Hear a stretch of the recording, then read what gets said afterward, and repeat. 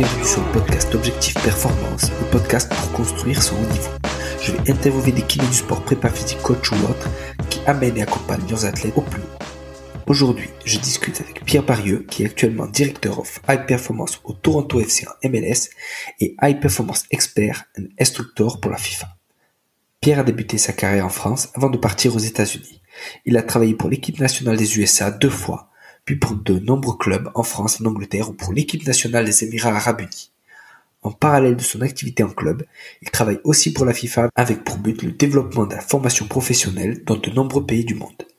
Dans cet épisode, on parle donc de la spécificité du soccer aux USA, de return to play, mais aussi de tests physiques et de leur intégration à une séance. Je compte sur vous pour mettre 5 étoiles à cet épisode sur No Minutes et au podcast sur Apple Podcast. De la même manière, je vous encourage à partager cet épisode sur les réseaux sociaux, notamment en story sur Instagram. Bonne écoute à tous. Salut Pierre. Bonjour. Merci à toi d'avoir accepté ma demande pour l'interview. De rien, merci de m'avoir invité. Est-ce que tu peux nous expliquer un peu ton parcours et d'où tu viens à la base et où tu es maintenant ? Alors je vais essayer d'aller vite parce que même si j'ai 49 ans, ça fait longtemps que j'ai eu un parcours un peu, on va dire, agité. Pas agité, mais enfin, il y a eu plusieurs étapes. Ouais. Donc en fait, moi je suis à l'origine prof de sport en France. Je suis parti après 3-4 ans parce que je voulais explorer autre chose. Donc je suis parti en Virginie, je me suis inscrit en audit, un master de kiné du sport. J'ai commencé là-bas, je me suis vite retrouvé à travailler pour le département préparation physique, foot américain, basket et ensuite football. L'université de Virginie étant quand même une université très réputée, je veux dire, dans pas mal de domaines, notamment celui du foot, notre foot à nous, européen masculin. Donc je me suis fait repérer, je suis passé à la Fédé avec les moins de 18 en tant que préparateur physique, et ensuite je suis passé à plein temps à la Fédé, j'ai quitté l'université pour être avec l'équipe nationale pendant un cycle de Coupe du Monde, donc 2002-2006. Oui. J'ai aussi créé le diplôme national de préparateur physique pour la fédération américaine pendant ce temps-là. Oui. J'ai suivi le coach après la Coupe 2006, après la Coupe du Monde 2006, au New York Red Bull, parce que Red Bull venait de racheter le club. C'était leur première année. Oui. De là, je suis reparti à la Fédé jusqu'en 2011, où là, donc là, c'était deux coupes du monde, non, une dernière Coupe du Monde. Ensuite, je suis parti aux Émirats dans les mêmes fonctions, donc en gros responsable de la performance de la fédération, entraîneur adjoint de l'équipe nationale et préparateur physique. Après un changement, je me suis retrouvé avec les U19 et quasiment entraîner les U19 parce que j'avais les diplômes. Et c'est de là qu'a commencé, en gros, je veux dire, la vie classique d'entraîneur où j'avais eu de la chance, j'avais été stable jusque-là, et donc là j'ai accepté un poste à Sheffield Wednesday, mais il y a eu des problèmes d'argent, donc au bout de 6 mois on a dû résilier. J'ai commencé à travailler avec la FIFA à ce moment-là en tant qu'instructeur et d'autres missions. À l'heure actuelle, je suis expert préparation performance pour la FIFA. J'ai été basé de France, donc là où j'ai travaillé en tant que consultant avec Bob Bradley, qui était l'ancien coach des USA, qui était à l'époque à Stabæk en Norvège. Ensuite, été avec lui au Havre pendant 1 an, à Swansea City en Première Ligue pendant à peu près malheureusement 4 mois. Et c'est là que j'ai décidé de rechercher un peu plus de stabilité, où je suis revenu aux États-Unis en tant que directeur de la performance au Los Angeles Galaxy pendant 3 ans et demi. Et depuis janvier de cette année, dans les mêmes fonctions au Toronto FC. D'accord, top. Et pourquoi justement après le CAPEPS en France, qu'est-ce qui te décide à aller aux États-Unis ? Je connaissais déjà le pays, j'avais trouvé de la famille éloignée, donc la cousine de ma grand-mère, j'étais ici pour la Coupe du Monde, j'étais ici en l'été 93 pour la Coupe du Monde 94. Mon frère à l'époque était étudiant en postdoc aussi à UCSD San Diego. Et il y avait une culture, voilà, moi qui étais toujours intéressé par la performance et la préparation physique. À l'époque, il n'y avait pas grand-chose en France à part Comedy. Et Ouais. Et il y avait cette culture ici de la force pour sûr, du physique pour sûr. J'étais toujours impressionné par exemple, au JO, par le nombre de médailles en athlée, dans ces choses-là. Il y avait certains sports américains. Donc, je me disais qu'il y avait des choses à apprendre ici. Il y avait aussi un diplôme qui existait ici, qui n'existait pas en France, diplôme national de préparateur physique. Et donc, j'ai réussi à me mettre en dispo parce que ma femme a accepté un job, c'était une coïncidence que son travail cherchait des volontaires pour être expatrié à Charlottesville où était l'université de Virginie. Donc en fait tout s'est enchaîné, elle est partie en premier et puis moi je l'ai rejoint. Mais voilà, à l'origine c'était que bon, j'étais pas forcément épanoui, voire pas du tout dans la carrière d'enseignant de PS et je cherchais à faire quelque chose dans le sport de haut niveau. Et je pense qu'il y avait, à l'époque je voyais qu'il y avait vraiment de l'avenir dans la préparation physique parce qu'on a été vraiment au balbutiement, on avait à peine gratté la surface. Ok. Et ton rôle du coup avec la FIFA en tant qu'expert performance, qu'est-ce que tu te déplaces auprès des fédérations, auprès des clubs, comment ça se passe? Alors j'ai commencé en tant qu'instructeur de préparation physique. Il y avait un programme qui s'appelait préparation physique spécifique et jeu réduit.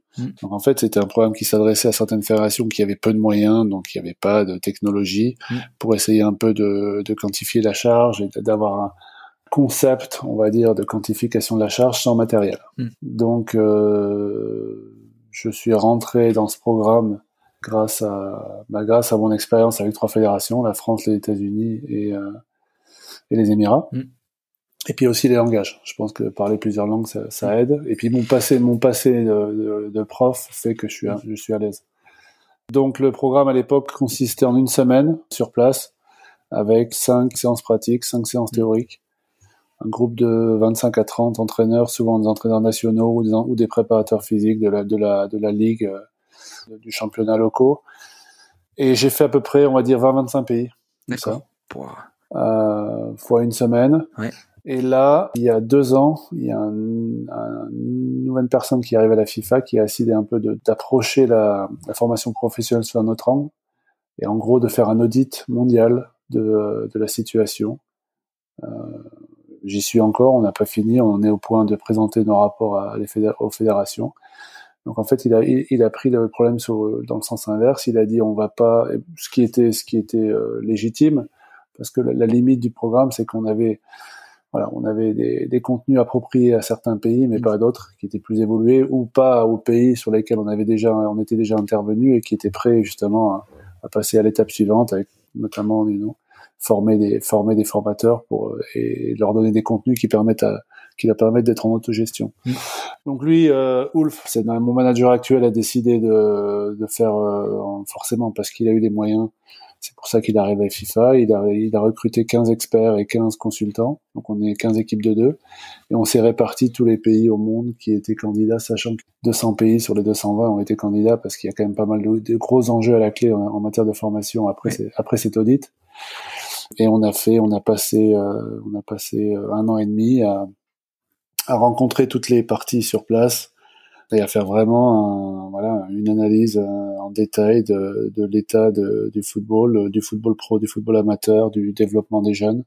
Et c'est surtout avec un accent formation pour permettre à certains pays justement un peu de rivaliser avec les gros pays, avec l'aspirateur à transfert que constitue l'UEFA en ce moment. Et donc on en est au point, là c'est un plan sur 5 ans, on est au point de remettre nos conclusions à chaque fédération et ensuite avoir un plan d'action sur 5 ans. D'accord. Qui est basé justement sur ce qu'on a pu observer pendant 1 an et demi, et ce qui est quand même un pas en avant par avant, parce qu'on va être capable de proposer des programmes sur mesure à ces PIA dans des domaines aussi précis. Voilà. D'accord, c'est impressionnant. Et donc maintenant que tu es au Toronto FC depuis janvier 2021, si je me trompe pas, quel est ton rôle là-bas? Mon titre officiel, c'est directeur de la haute performance. Donc pour résumer, c'est le même rôle que j'avais au Galaxy avant. En gros, je résume, je supervise tout sauf le tactique. D'accord. Et je suis un peu aussi le filtre entre tout ce qui n'est pas la responsabilité du coaching staff, donc c'est-à-dire ça va impliquer la préparation physique, ça va impliquer la salle de muscu, ça va impliquer le médical, ça va impliquer la nutrition. Voilà, tout ce qui n'est pas le gros de la séance tactique. Je vais être alors une fois que j'ai dit ça, j'ai pas dit grand-chose. Après, ce qu'il faut faire, c'est coordonner toutes les actions, faire en sorte qu'elles soient en ligne avec le point de vue de l'entraîneur et ses adjoints, et dans un souci surtout d'efficacité. Voilà. Et alors, il y a combien de personnes qui travaillent avec toi sur cette partie performance? De tête, je pense que dans mon département, on doit être... Alors, à plein temps, il y a, on va dire, 3 kinés, ça fait 4. J'ai un adjoint préparateur physique et j'ai un adjoint sport scientist, ça fait 6. Et donc, à plein temps, on doit être 7. Oui. Et ensuite, il y a la nutritionniste, le chiropracteur qui sont là. Là, je mets en place un poste de psychologue du sport, donc ça qui sera en mi-temps. Donc il y aura 3 mi-temps et puis les intervenants qui sont pas sur place, mais évidemment qu'il y a un docteur, évidemment qu'il y a un chirurgien orthopédique. Donc on va dire sous ma responsabilité, j'ai 13 personnes. Je ne compte pas le podologue ou ces gens-là qui sont là, voilà, de manière épisodique, mais qui font partie quand même du réseau médical du club. D'accord, énorme. Et alors, par rapport à la MLS, combien de temps et combien de semaines de pré-saison vous avez? Alors, ça varie tout le temps. D'accord. Et ça variait tout le temps. Oui. Parce que c'est uniforme par rapport de saison à saison. Là, hier, on a eu justement la date de reprise de l'an prochain et ça va être encore plus court parce que la saison va être un peu raccourcie par rapport au... Enfin, elle va pas être raccourcie, elle va être compactée, on va dire, par rapport au mondial au mois de décembre. Alors, ça a été de 9 semaines, ce qui était trop long. Et là, on se retrouve de plus en plus à avoir des pré-saisons similaires aux autres pays du football. Donc là, par exemple, on va commencer le 16 février et la première journée va être fin février. Donc ça va nous laisser 6 semaines, ce qui est exactement ce qui se passe en Europe. Ce qui est très court. En général, la pré-saison ici, c'est de 6 à 8 semaines. Ça dépend si on est qualifié en Ligue des Champions. Il y a pas mal de critères, mais voilà, on est passé de 9-10 semaines à l'an prochain 6 semaines. D'accord. Et pourquoi tu dis que 9 ou 10 semaines c'est trop long? Est-ce que c'est pas mieux ou... Parce que ça, on parle de pré-saison. Et on est aux États-Unis où il y a aussi une off-season. D'accord. Donc ça vient en surplus une équipe qui fait pas les playoffs cette année va être éliminée, on va dire, première semaine de novembre. On va continuer à s'entraîner pour 2 semaines et en gros décembre sera off. Donc on se retrouve à avoir décembre.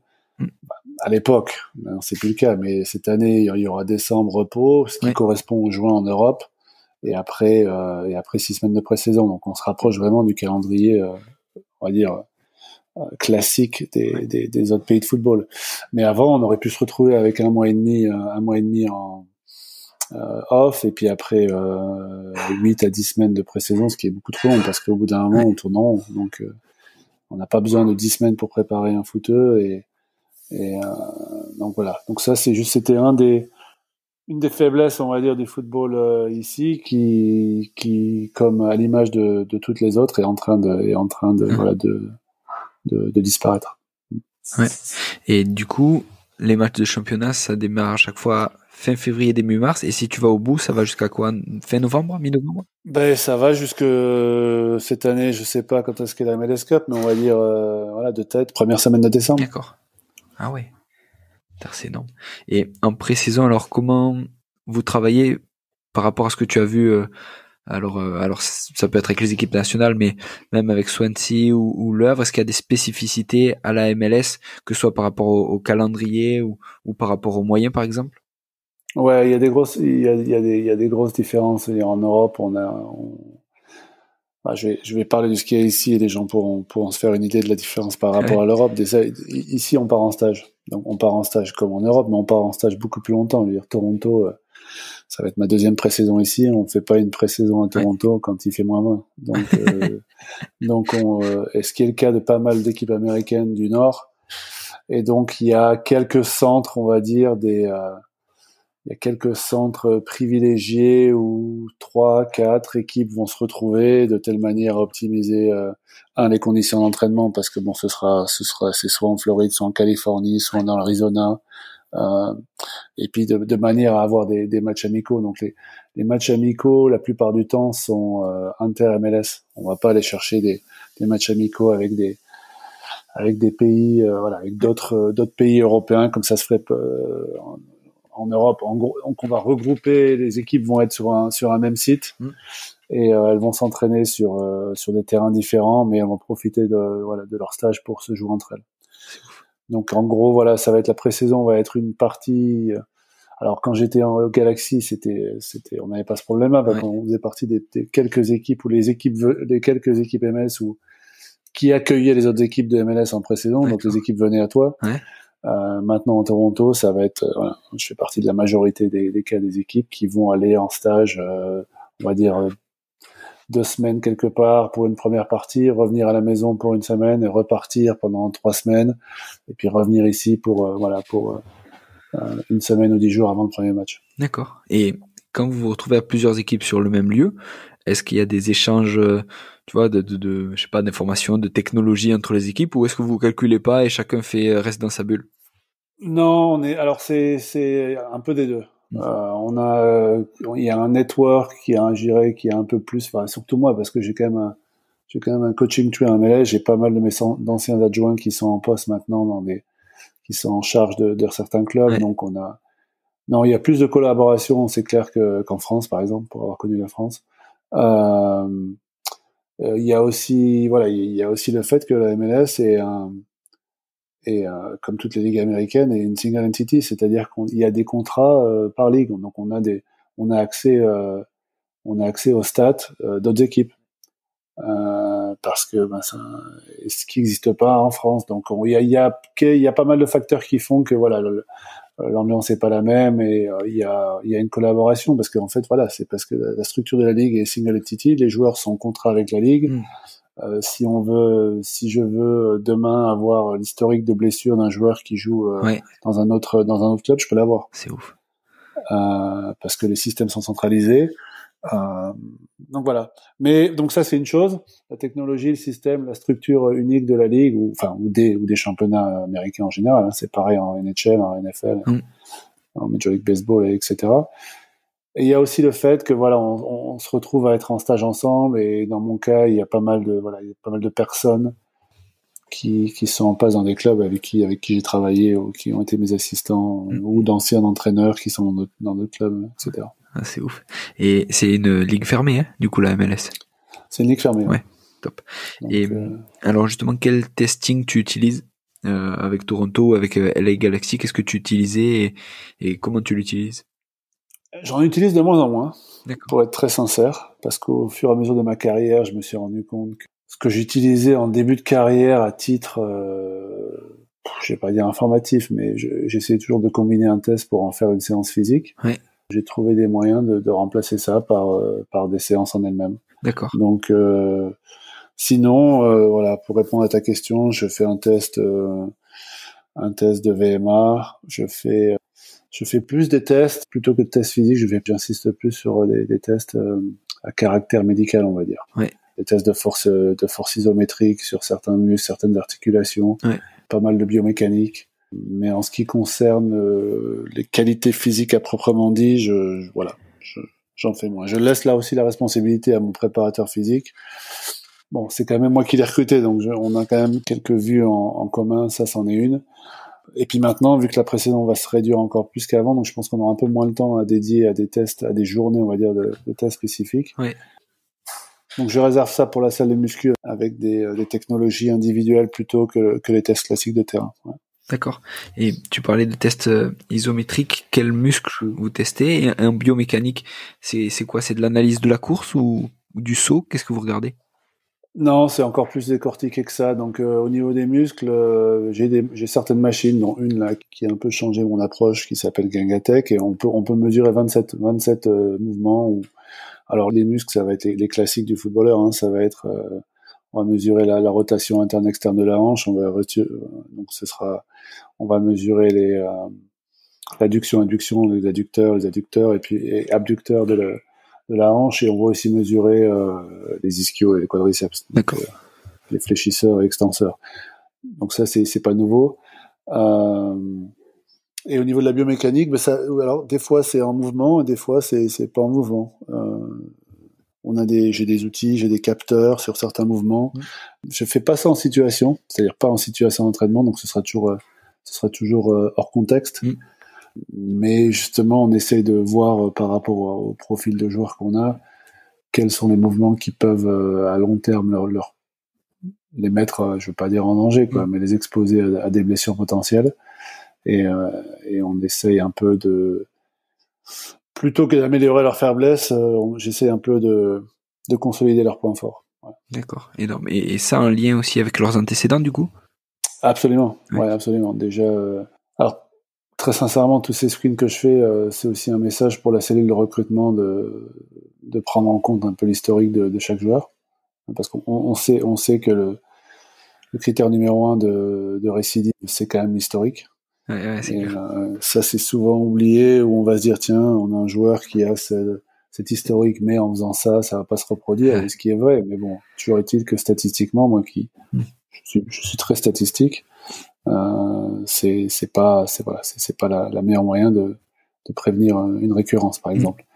Et donc, ouais, ça prend en compte l'historique, et on essaye justement alors il y a certains, ce qu'on appelle ces red flags, mais ça dépend ça dépend en gros des opinions et de la politique de chaque département performance. Mais moi, j'ai des red flags pour un recrutement qui seront pas les mêmes pour un recrutement de pré-saison par rapport à un recrutement durant le mercato, parce qu'on a aussi un mercato, donc. D'accord. Ouais. C'est ouf. Et justement, est-ce que quand le joueur arrive pour un recrutement, vous le bilantez d'abord et avant il signe son contrat, ou il signe son contrat et après vous bilantez et vous dites ah ouais merde, tu vois? Non, le bilan, ça c'est comme dans n'importe quel club, il y a un bilan complet qui est fait avant, donc ce sera des IRM, alors le bilan classique cardiaque, les IRM, là en plus avec le Covid maintenant il y a des échographies cardiaques qui sont obligatoires en retour de protocole. Et après évidemment que suivant le profil du joueur, on va faire certains examens sur des joueurs qu'on ferait pas sur d'autres. L'an dernier, on avait signé un Argentin qui revenait d'un croisé. Ouais. Et donc on a été on a fait des choses un peu plus en profondeur que d'habitude. Ok. Et par rapport à la charge d'entraînement, déjà tous les combien vous jouez, et ensuite comment tu la monitores? Alors tous les combien je joue, c'est variable en fait de la je vais pas dire de la saison, parce que ça en France ça va être compris comme la saison de foot. Ça c'est variable de la période. C'est-à-dire que ce soir on a un match, on en joue tous les 3 jours depuis quasiment 2 semaines, et on joue ce soir un quart de finale de la coupe. Et on décolle vendredi après-midi pour aller jouer au Colorado. On joue samedi au Colorado, on revient ici dimanche après-midi, on joue mercredi. Donc là, on a une période très très chargée. Et MLS a annoncé quelques mesures là pour l'an prochain, justement, entre la Coupe du Monde plus certaines compétitions, nouvelles compétitions, que ce soit Ligue des Champions, une compétition avec le championnat mexicain, la charge va être encore plus importante. Ouais. Donc ça va d'une fois tous les 3 jours à des fois pendant la trêve internationale. Pendant la trêve internationale, par exemple, le championnat maintenant, suivant les clubs, parce que certains clubs ont des vœux en début d'année, et suivant leur nombre d'internationaux, on peut demander à jouer ou pas durant les trêves. D'accord. Donc nous, on en a beaucoup, donc on joue pas durant les trêves. Ouais.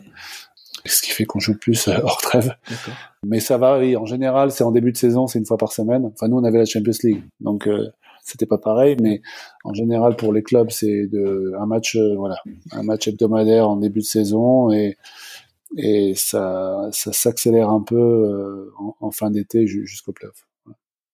Monitoring de la charge. Pour répondre à ta question, monitoring de la charge, on a les moyens classiques. On a des GPS, on a des GPS avec des cardio intégrés, on a des bases de données avec certaines compagnies qui nous permettent, en téléchargeant tout ce qu'on a, c'est-à-dire le médical, le tactique, la préparation physique, toutes les données qu'on a, d'identifier certaines, alors je sais pas comment on dit en français, pattern. J'aurais dit schéma qui se... Pas des profils, ou des schémas, ou des choses qui se reproduisent. Donc oui, on a tout ce qu'il faut. En plus des GPS, on a aussi du visual tracking. Donc on a des contrats avec un contrat pour toute la MLS. Ouais. Donc on a les données sur chaque match qui sont faites par rapport cette fois-ci à l'image. Donc on est capable de comparer les deux. Donc ouais. D'accord. Et c'est quoi l'intérêt alors d'avoir, parce que visual tracking et GPS, ça donne pas les mêmes infos? Si. Enfin, ça donne certaines mêmes infos. Ouais. Avec certaines variations mais ça donne certains je pense tellement en anglais KPI, des indicateurs sont les mêmes, Performance indicateur, ouais. Voilà. D'autres sont différents.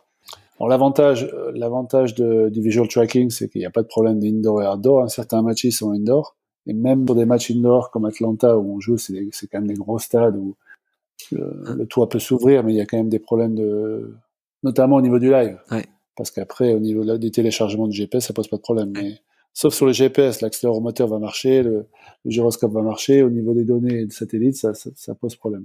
Mais dans l'absolu, il n'y a pas de différence, sauf que le GPS pour nous est un peu plus pratique en semaine, en entraînement. Ouais. Il faudrait équiper le centre d'entraînement avec du visual tracking, ce qui n'est pas le cas. Donc pour l'instant, on fait les deux. À long terme, je pense que je pense qu'il y en a un des deux qui prendra le dessus, lequel je sais pas. Ouais. C'est ouf. Et quand on voit alors le nombre de matchs que vous avez et les transports qui doivent être importants, comment vous organisez, on va dire une semaine, et quelle est la place de la récup et qu'est-ce que vous faites du coup en récup? Alors les transports c'est sûr que c'est quelque chose qui est différent par rapport à n'importe quel. C'est aussi quelque chose que je demande à nos recruteurs de prendre en compte quand ils signent certains joueurs, parce que c'est des choses que les joueurs ne sont pas capables d'imaginer s'ils n'ont pas fait l'expérience. Et je viens de Los Angeles où c'était vraiment un impact énorme par rapport à maintenant. Par exemple, quand on est sur la côte est, quand on est à Toronto, transport, c'est un détail. Alors demain, jeudi, vendredi, on va au Colorado, où c'est 3h30 d'avion, 2 heures de décalage. Ouais.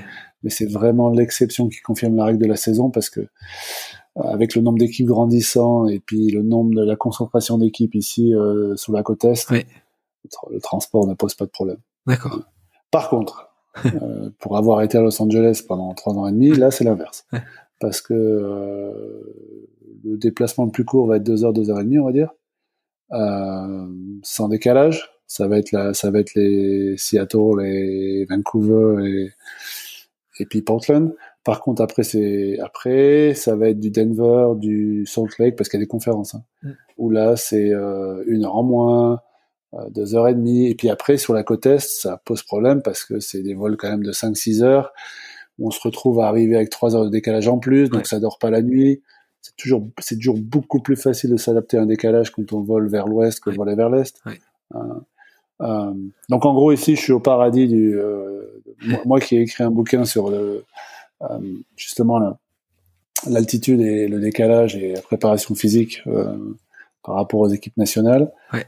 On n'a aucun souci dans la conférence Est. Dans la conférence Ouest, surtout pour les équipes de Los Angeles, ça pose problème. Donc comment on fait? On essaie de s'adapter dans la mesure du possible. Le gros plus que la pandémie a eu sur la MLS, c'est que maintenant on a uniformisé les voyages en vol privé. Ce qui change vraiment la donne par rapport à avant, où on voyageait en vols commerciaux, et là c'est aéroport, sécurité, retard, bus, etc. Donc maintenant c'est des bus, décollage quand on veut, dans une certaine mesure, parce qu'il y a des couvre-feux, mais arriver sur le tarmac, enfin ainsi de suite. Donc on a en gros la charge émotionnelle et la fatigue a été divisée par 3 ou 4. Ouais. Donc comment on fait? On fait dans le meilleur du possible. Là on va à Denver, c'est en altitude, donc par rapport aux données physiologiques, on arrive au dernier moment, mais il faut pas arriver trop tard parce qu'il y a 2 heures de décalage. Donc on essaie Après c'est des choix individuels de certaines équipes. Moi j'ai décidé cette année sur la côte est de voler le jour du match, par exemple. D'accord. Ce qui avait été instauré pour la première fois l'an dernier par défaut par rapport aux règles Covid. Ouais. Sinon, la norme, c'était de prendre l'avion la veille, de dormir à l'hôtel. Et moi, j'ai décidé ici à Toronto que, voilà, par rapport aux données physio et par rapport aussi à l'instant T, et par rapport au fait que malheureusement cette équipe avait été délocalisée pendant 1 an et demi quasiment, de maximiser le temps à la maison, et parce que Donc, quand on joue dans le même fuseau horaire, quand on a un vol de moins de 2 heures, on va essayer de partir le matin même. Ce qui est pas très différent de ce que je faisais en France, hein, sauf qu'il n'était pas du tout dans la culture américaine. Et après, sur les vols plus longs, il faut prendre tout en compte et il faut essayer de décider si on s'entraîne le jour même. Si on s'entraîne pas, on fait que voler, on s'entraîne le lendemain. Si on part un jour, 2 jours avant, donc. Et du coup, le retour, c'est juste après match. Ça t'arrive jamais de dormir une Au nuit choix. D'accord. Encore une fois, c'est difficile pour moi de parler de ça. On va se concentrer sur Toronto parce que Los Angeles, ça aurait été complètement différent. En 99% des cas sur Toronto, on va rentrer le jour même. D'accord. Ça dépend de l'heure parce que les horaires sont pas uniformes. On peut jouer dans l'après-midi. On jouera jamais plus tard que 8 heures le soir. Ouais. Donc là, on joue à 6 heures samedi, heure de Denver, ce qui est 8 heures, heure de Toronto. Donc le match va être fini, on va dire, à 8 heures. Si on est dans l'avion à 10h30, c'est un miracle. Ouais. Heure de Denver, donc ça fait du minuit et demi, ça fait atterrir ici vers 4 heures. Mais le lendemain est off. Le lendemain est temps de repos, il n'y a pas grand intérêt. Moi, je préfère que les joueurs se dorment dans leur lit, se réveillent plus tard, passent leur journée en famille, plutôt que passent la nuit à l'hôtel où ils vont pas forcément bien dormir quoi qu'il arrive parce que c'est après un match. Et puis que leur journée du lendemain, à cause des décalages horaires, on va partir à 11h du matin, on va atterrir à 14h, il est 16h et ils vont arriver ici, la journée est finie. Oui.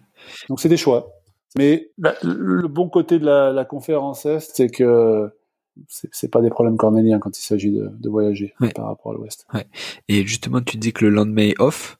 Est-ce qu'ils ont quand même des consignes ou des conseils sur ce qu'ils doivent faire en termes de récup, en termes de bain froid, je sais pas, de récup, Ouais, alors ça c'est toujours pareil, c'est de la sociologie, hein. Ça dépend, les règles sont pas les mêmes suivant les joueurs. Certains joueurs vont être diligents, d'autres moins. Certains joueurs vont être curieux, intéressés et vont apporter une importance plus ou moins, une part plus ou moins importante à ça. En général, donc déjà on va les règles communes à l'équipe, ça va être que il y a tout ce qui est récup après match disponible. Ils vont avoir des bas de compression dans l'avion. Tout ce qui est nutrition, c'est pris en compte. Voilà, je pense pas qu'on puisse faire mieux à ce niveau-là. Ensuite, pour le jour de récup, ça dépend de ce qui suit. Ça dépend de notre calendrier, si on a une semaine, si on n'a pas une semaine. Je veux dire, si on a une semaine après, je vais leur donner aucune consigne. Sauf qu'ils savent que la raison pour laquelle on fait ça, c'est pour qu'ils soient au lit, de manière raisonnable, parce qu'on se verra le lundi, par exemple. Pas mal d'entre eux ont leur propre équipement à la maison. D'accord. Ça soit des bottes de récup, ça soit une compagnie qui s'appelle Hyperice avec qui je bosse, avec des pistolets de massage, des foam rolls qui vibrent. Enfin, on est quand même pas mal équipés. Ouais. Et certains, moi, j'ai même un joueur qui a une salle de récupération chez lui. C'est-à-dire qu'il y a une pièce qui est dédiée à ça. Ah, c'est énorme. Et alors, par rapport au return to play, comment vous l'organisez au Toronto FC? Est-ce que vous avez des tests spécifiques ou comment ça se passe? Ouais. Alors je dirais pas qu'on a des tests spécifiques, on a ce qu'on appelle une baseline, c'est-à-dire que chaque joueur arrive avec des chiffres pré-blessure. Ouais. Et on va suivre des protocoles précis pour au niveau de sa progression, qui seront basés entre autres sur arriver à des niveaux de force, à un pourcentage de niveau de force de ces chiffres pré-blessure. Ouais. Il y a une équipe médicale et il y a aussi le sport scientist qui lui a un background médical et qui est directeur de la réhabilitation. Ouais. Lui, ça va être un peu, il va avoir comme mission plus spécifique de s'occuper des joueurs qui ont des blessures plus importantes et qui ont des retours longue durée. D'accord. Alors après, ça va dépendre du type de blessure, mais oui. Donc tout ce qu'on fait, notamment, c'est ce que j'expliquais, plutôt que de faire des tests de terrain sur des capacités physiques, on fait plus des tests biomécaniques, musculaires, de force, etc., qui vont nous servir, malheureusement, dans certains cas, au protocole de retour au jeu et de réathlétisation. Et le chiffre clé entre guillemets, alors ça doit dépendre, je pense, des blessures aussi, mais tu attends combien? 80, 85, 90% pour un retour à l'entraînement et combien pour un retour en match, par exemple? Ça, alors, c'est le chiffre clé déjà, ça va être le chiffre du docteur. D'accord.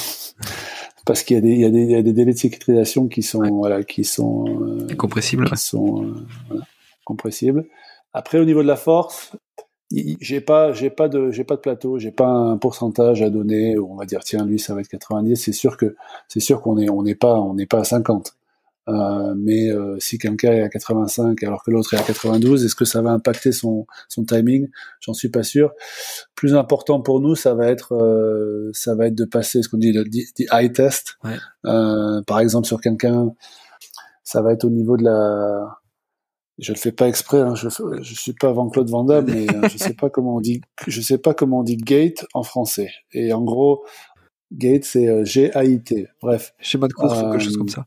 Voilà, un schéma de course où on va voir quelle est sa foulée, quelle est la pression de sa jambe chirurgicale par rapport à l'autre, quels sont les impacts au sol, la force produite, etc. Donc ça va être plus les non négociables, ça va être plus justement de retrouver une foulée qui était similaire aux pré-blessures et aussi la distribution de la force d'un côté sur l'autre.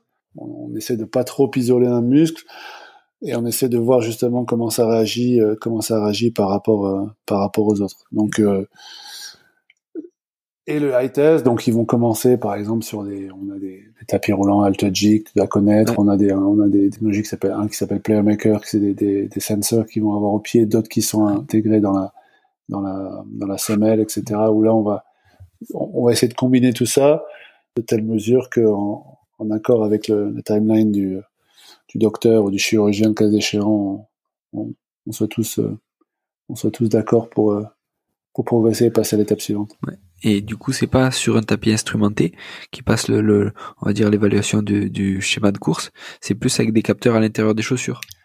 On fait les deux. D'accord. On fait les deux parce que au début, ça va être, on va dire on va parler d'un croisé. Donc, il va commencer par l'AlterG. On va essayer de regarder par rapport à la caméra de l'AlterG où on en est. Et ensuite, déjà sur l'AlterG, on va lui mettre ses capteurs au pied, voire dans la semelle.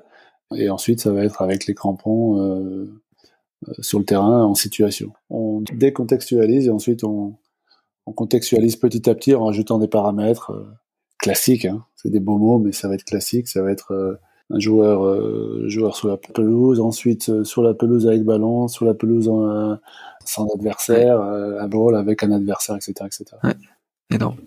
Et alors comment une semaine type entre guillemets, même si au final ça dépend beaucoup de si tu as 2 matchs par semaine ou un, mais une semaine à peu près type, comment donc on a dit day off et après le premier entraînement, qu'est-ce que toi tu fais et comment ça se déroule après? Qu'est-ce que moi je fais? Alors on parle quoi? On parle tactique, on parle performance, on parle de ma journée, on parle du calendrier de l'équipe. Ouais, plutôt de ta journée. Comment toi tu l'organises et quel est ton rôle dans l'équipe par rapport à cette journée? Alors au niveau du calendrier, alors il y a par exemple là où on sort d'une période où il y avait, on jouait tous les 3 jours, on n'a pas forcément eu de day off. Ouais. C'est-à-dire que il faut faire avec les moyens du bord. Hein. Quand tu joues, par exemple, on a joué dimanche, mercredi, on n'est pas on n'a pas la capacité d'avoir jour de repos lundi pour avoir un jour d'entraînement avant le match. Ouais. Donc on va faire la récup sur place. On va partir sur une semaine à 3 jours, enfin sur une intervalle à 3 jours et après une semaine à, on va dire, à 5-6 jours. Ouais. Sur les 3 jours, donc le lendemain, on va s'organiser de telle manière que les joueurs qui ont joué, on va dire que ce soit 60, 70, c'est ça dépend aussi du profil, de leur âge, etc. Ouais. Il va y avoir 3 groupes. Un groupe qui va être sur le terrain. Ouais.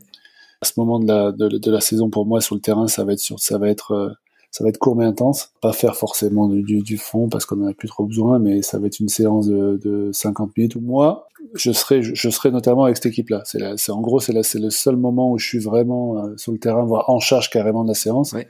Ça va être dans ce scénario de un match un samedi et un match un mercredi, et donc le dimanche, je serai sur la séance avec ces jours-là.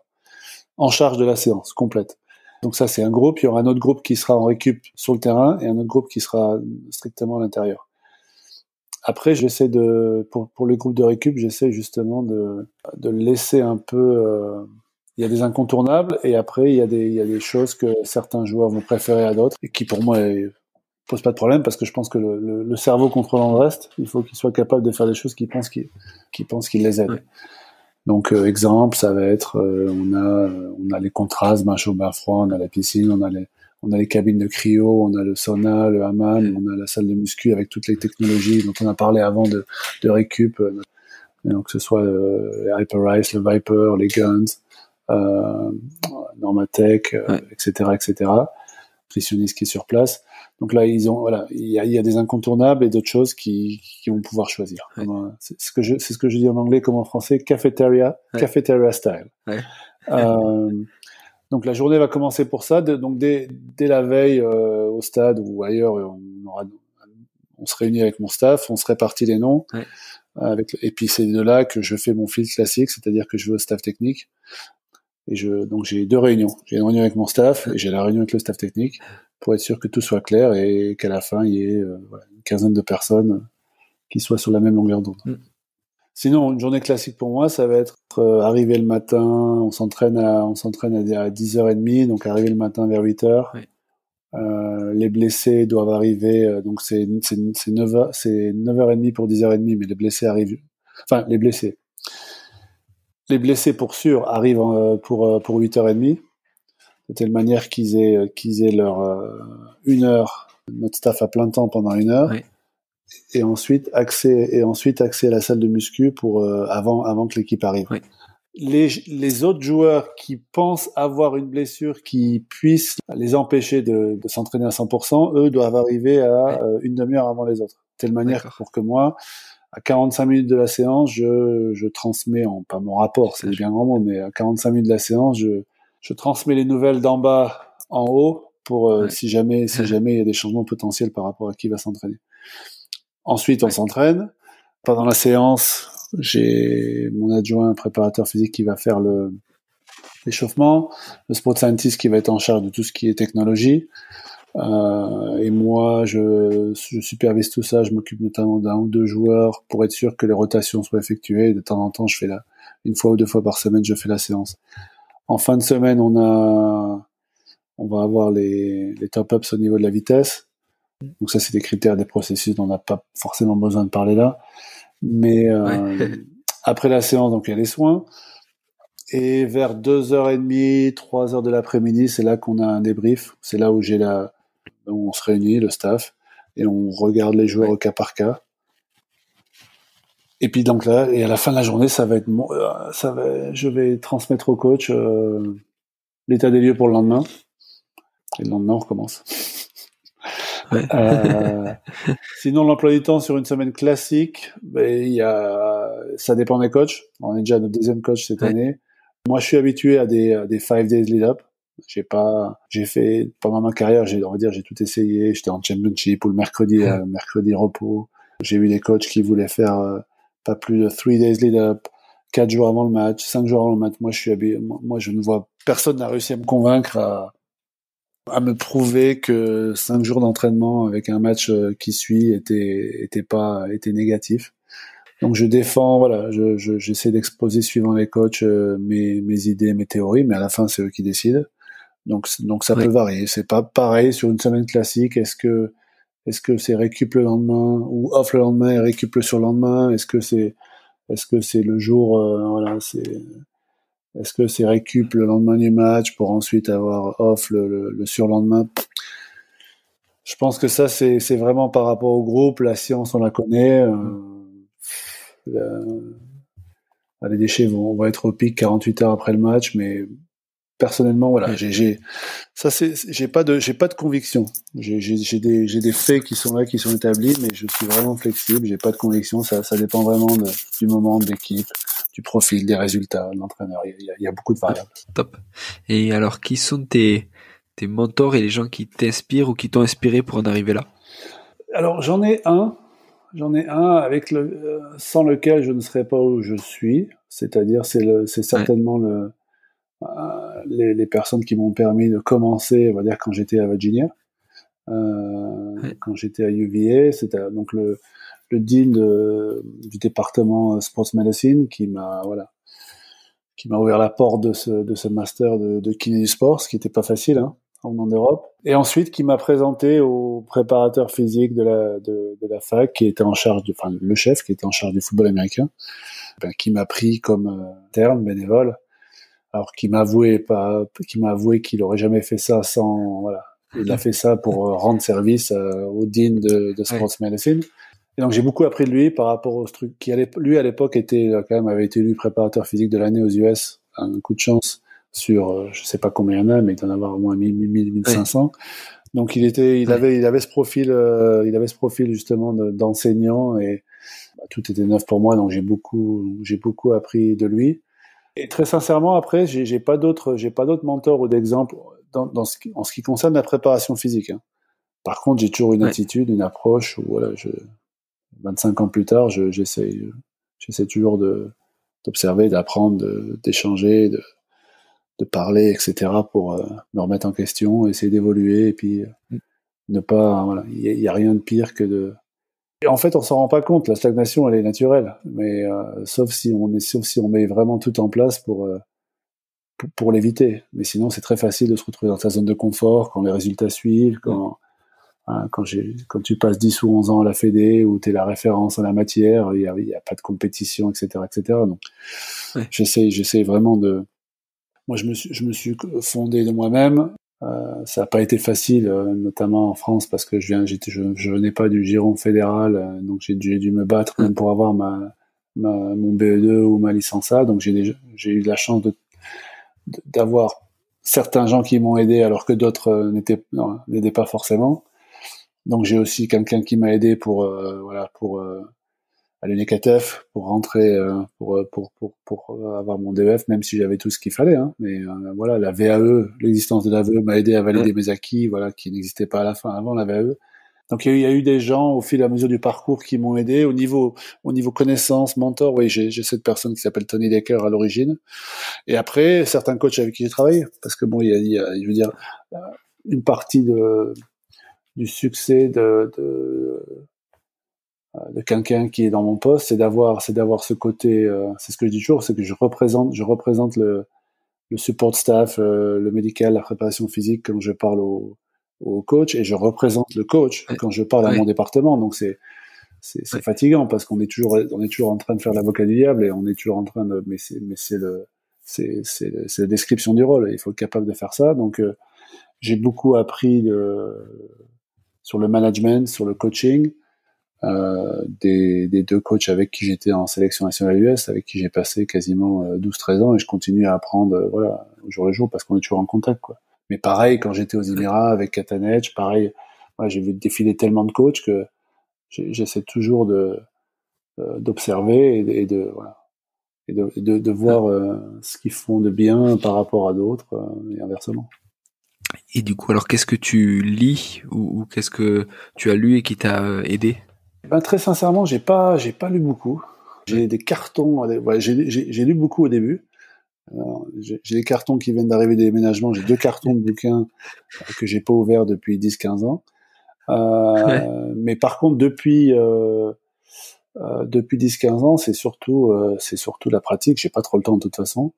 Ça va être à travers mes expériences pratiques, que ce soit avec la FIFA, que ce soit quand j'étais en sélection, je visitais beaucoup de clubs. Et puis c'est aussi par rapport au réseau que j'ai constitué, que ce soit dans les clubs ou par rapport à mes internationaux en Europe ou en France, parce que j'ai un peu travaillé finalement il y a 5 ans, surtout aux États-Unis et dans d'autres pays. Donc j'ai pas de. Au début il y avait Fitness for Soccer, Verein, mais après j'ai rencontré les auteurs, donc c'est pas, voilà, j'ai pas de bouquin voilà, référence comme j'ai eu comme j'aurais des entraînements références je me rappelle le jour où j'ai vu ça et ensuite j'ai discuté avec celui qui mettait en place. C'est plus apprendre en observant et en faisant qu'en lisant. Pareil de nos jours, hein. C'est-à-dire que je suis déconnecté il y a tellement de choses online, des vidéos à droite à gauche, Non, je suis complètement déconnecté. Il y a aussi une chose qui m'a aidé au fil des années, euh, c'est que j'ai constitué ma propre database d'exercices, d'idées. Bon, on a la chance maintenant que les entraînements soient filmés depuis une décennie, voire plus. Donc on a des vidéos analystes. Quand j'ai quelque chose qui m'intéresse, je demande de clipper ça. Donc j'ai ma classification que je update tous les 6 mois. Et j'ai mon hard drive dédicacé à ça et voilà, c'est plus là-dessus sur lequel je me repose que sur des publications. Et puis dans mon département performance, par contre, on fait des recherches, donc on publie et voilà, je m'appuie j'ai tellement de temps consacré à ça que j'ai pas le temps de faire autre chose. Ouais. Ah, c'est énorme. Et dans ton département performance, ceux qui publient, c'est toi qui donnes la trame en disant, ça serait bien qu'on publie là-dessus, ou c'est eux qui te proposent l'idée et après vous... Les deux. J'ai pour ligne de conduite d'essayer de recruter des gens qui sont plus intelligents, quoi. Donc, et de les mettre dans des situations où ils peuvent pleinement s'exprimer. Ça fait partie justement des capacités à toujours progresser. Donc la plupart du temps, ils le savent, hein, je suis à l'écoute de leurs idées. Alors ils vont pas faire quelque chose sans mon aval, mais c'est très rare. Je pense, c'est jamais arrivé qu'une idée d'étude, de publication, de recherche ne soit pas validée par moi, parce que soit c'est une bonne idée, soit je les respecte à un point que je pense que ça en vaut la peine.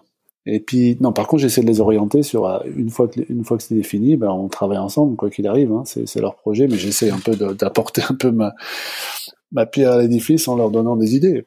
Et après, ils en font ce qu'ils veulent, mais bon, je suis surtout une ressource, on va dire. Je suis une ressource pour eux dans les domaines dans lesquels ils seraient pas spécialisés. Donc j'essaie un peu si par exemple on va faire, comme on avait fait ici,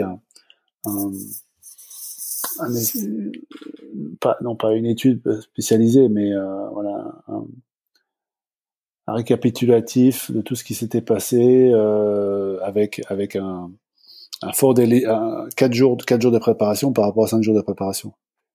Donc là, je vais leur donner des idées sur certains critères à prendre en compte, certaines technologies. Donc je connais assez dans pas mal de domaines pour être une ressource à pas mal de gens. Mais j'essaie que chacun des membres de mon staff soit un expert dans son domaine. C'est pour ça qu'il est là. Donc je vais pas dire à mon sport scientist comment changer de KPI sur quel Apple. C'est son domaine. Alors je l'ai su, mais je suis plus dans le management maintenant. Ok, top. Pierre, pour les gens qui veulent te contacter ou quoi, est-ce qu'il y a un canal particulier, un réseau social que tu utilises plus qu'un autre? Je suis plus sur Twitter, on va dire.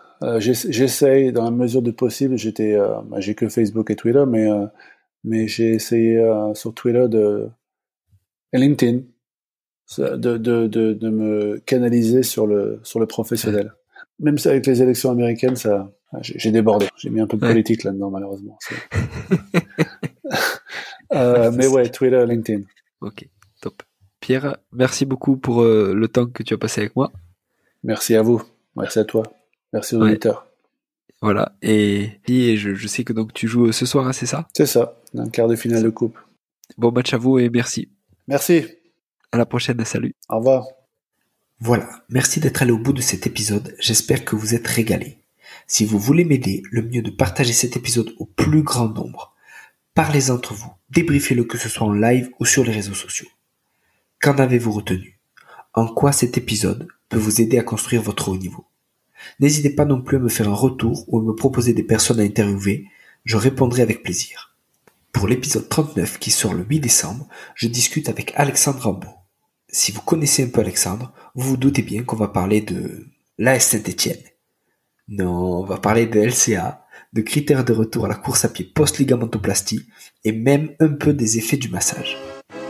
Restez connectés et à très vite.